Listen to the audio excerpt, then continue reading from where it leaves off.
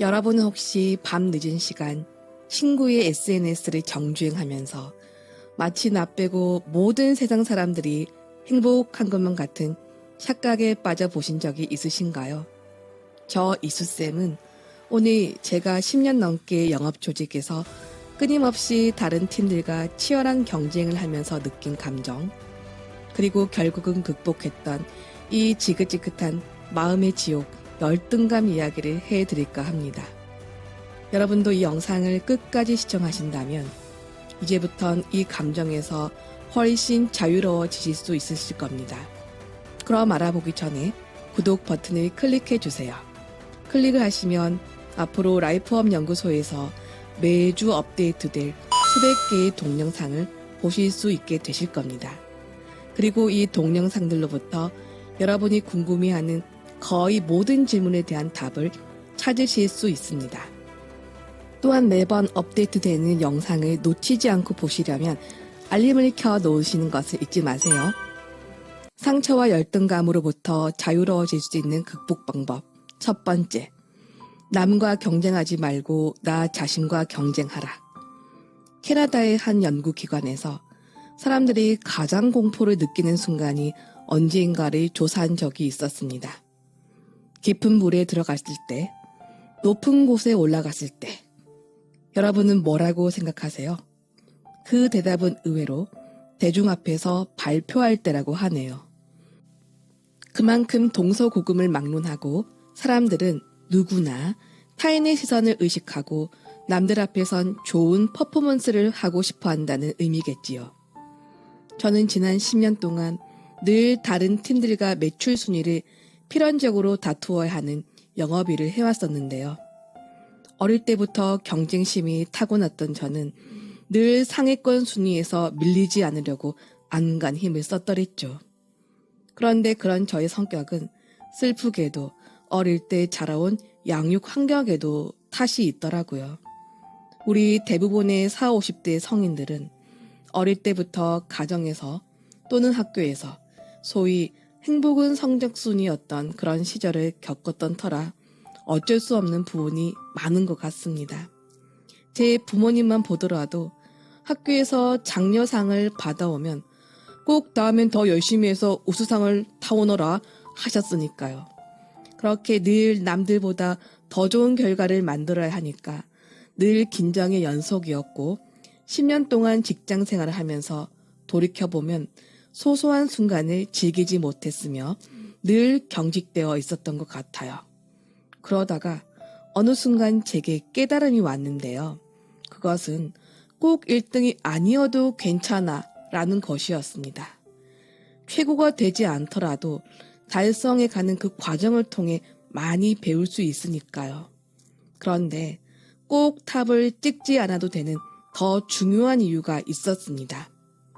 만일 내가 최고가 되는 것을 목표로 삼는다면 달성한 그 다음은 무조건 아래로 내려와야 하는 일이 나를 기다리고 있다는 사실이었습니다.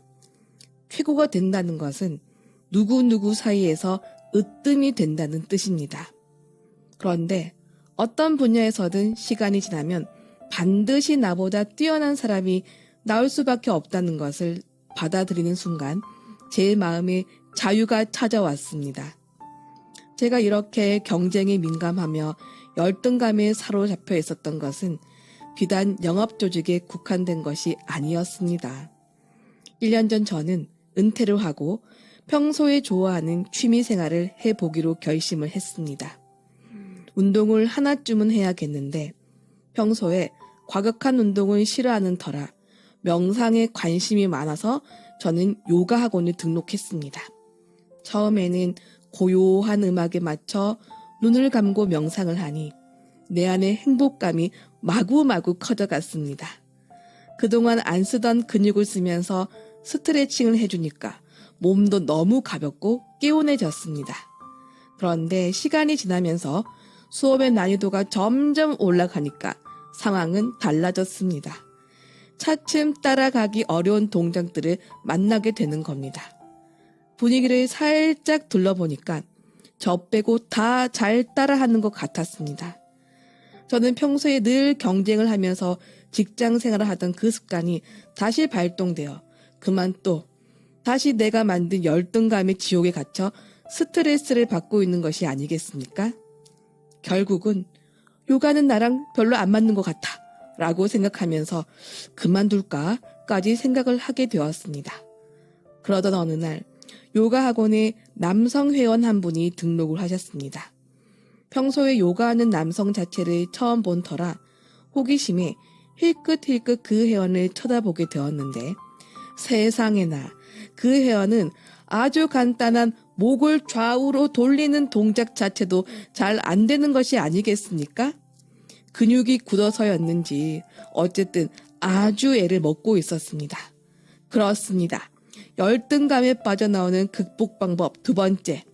내가 이것을 왜 시작하려 했는지 순수한 동기를 찾으라.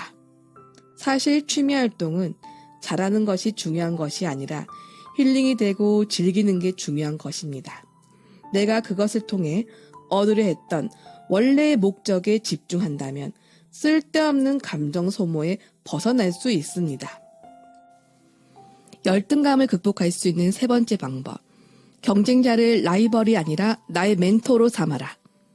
저 역시 지난 10년간 일을 하면서 가끔 나보다 일을 늦게 시작했는데 나보다 더 잘 나가는 사람들을 만나면 힘이 빠지곤 했습니다. 그런데 경쟁, 컴페티션이란 단어의 어원은 함께라는 의미의 컴과 노력하다, 돌진하다를 의미하는 페트의 조합어입니다. 즉, 함께 노력하고 돌진하는 과정에서 경쟁의 긍정적인 면을 찾을 수 있다는 뜻입니다. 라이벌 의식을 잘 느끼면 성장에 적절한 긴장감을 주고 자신을 발전시키는 원동력이 됩니다. 열등감이라는 감정을 자신을 푸시하고 더 열심히 살아가는 원동력으로 쓰는 사람들이 많습니다. 하지만 우리가 상대를 이기는 것에만 혈안이 되어 있으면 자칫 자신의 페이스를 잃어버리기 쉽습니다. 예전에 한 스포츠 신문 인터뷰에서 아사다 마오는 저는 저 자신만을 이기면 됩니다 라고 말을 한 적이 있습니다.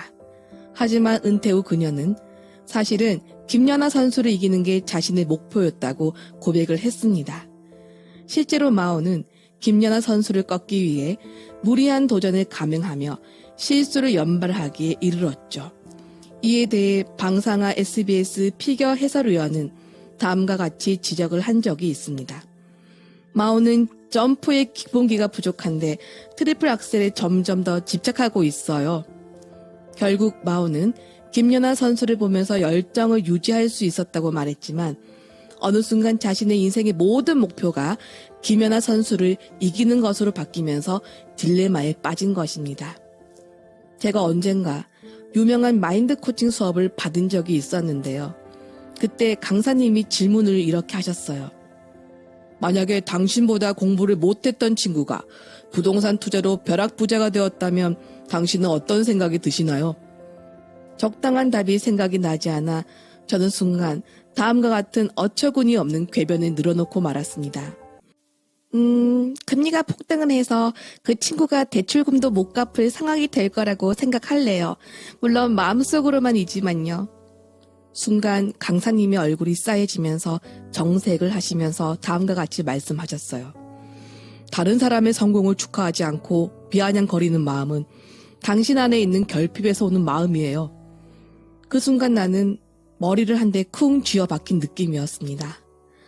아, 내가 내 삶에 확신이 있다면 타인의 성공을 진심으로 축하해 줄 것인데 순간 제 자신이 너무나 부끄러웠습니다. 실제로 사람들은 다른 사람들의 성공한 현재의 모습만 부러워하고 그 과정 자체는 관심이 적습니다. 그리고 사람들은 재능과 노력 중 말로는 노력이 더 중요하다고 말하면서 누구나 마음속에는 재능을 더 찬양하는 경향이 있습니다. 저 사람은 처음부터 나와는 출발선이 달랐다고, 쟤는 운이 좋았어 라고 결론 내리는 게 마음이 편하기 때문입니다. 하지만 아시다시피 누구에게나 쉬운 성공은 절대 없습니다.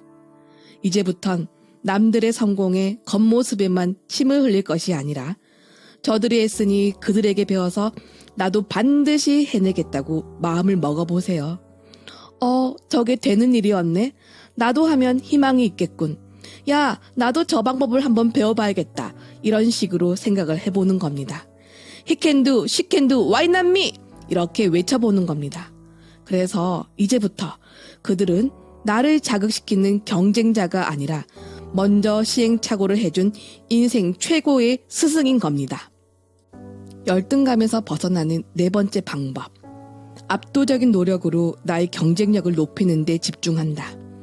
성공한 사람들은 바꿀 수 없는 것은 굳이 바꾸려 애쓰지 않되 바꿀 수 있는 것은 절대 그대로 방치하지 않습니다. 우리가 결국 내 삶의 열등감을 느끼는 이유는 내가 되고 싶은 모습과 현재의 나의 모습에서 오는 괴리감 때문일 것입니다. 그렇다면 이 갭을 줄이는 데는 두 가지 방법이 있습니다. 이만하면 괜찮아. 나 이 정도면 멋져. 하면서 스스로를 다독거려 주거나 그래도 만족하기 어렵다면 내가 되고 싶은 모습에 가까워지도록 압도적인 노력을 쏟아부으면 결국은 열등감이라는 지옥에서 한 방에 탈출이 가능합니다. 30대 젊은 나이에 포드 회장 자리에 올랐던 아야 코카는 다음과 같이 말했습니다. 10년간 열심히 일했더니 갑자기 벼락 성공이 찾아왔어요. 월마트의 창시자 윌튼도 다음과 같은 명언을 남겼습니다. 저의 벼락 성공은 다른 벼락 성공과 마찬가지로 20년간의 준비를 거친 결과입니다. 남들이 만든 업적을 부러워할 것만 아니라 이제부턴 여러분의 경쟁력을 높이는 것부터 힘을 쓰십시오. 지금부터 공부하고 연구하면 자신만의 매력 자본을 충분히 늘릴 수 있습니다. 그러면 어느새 자신감이 확 올라가는 자신을 발견하실 겁니다. 그리고 나 이만하면 그럭그럭 잘했네 라며 자신을 좀 더 많이 보다듬고 쓰다듬어 주세요. 세상살이 자체가 험난하고 많이 외로운 일입니다. 나 자신 스스로를 벼랑 끝으로 내몰지 말고 어제보다 조금 더 발전한 그 점을 후하게 칭찬해 준다면 훨씬 삶이 풍성하지 않을까요? 자, 우리 오늘부터 내가 내 자신의 찐팬이 되어봅시다. 여러분의 삶의 업그레이드를 이 라이프 연구소 이수쌤이 응원합니다. 여러분의 구독과 좋아요는 제 채널에 큰 용기와 격려가 됩니다.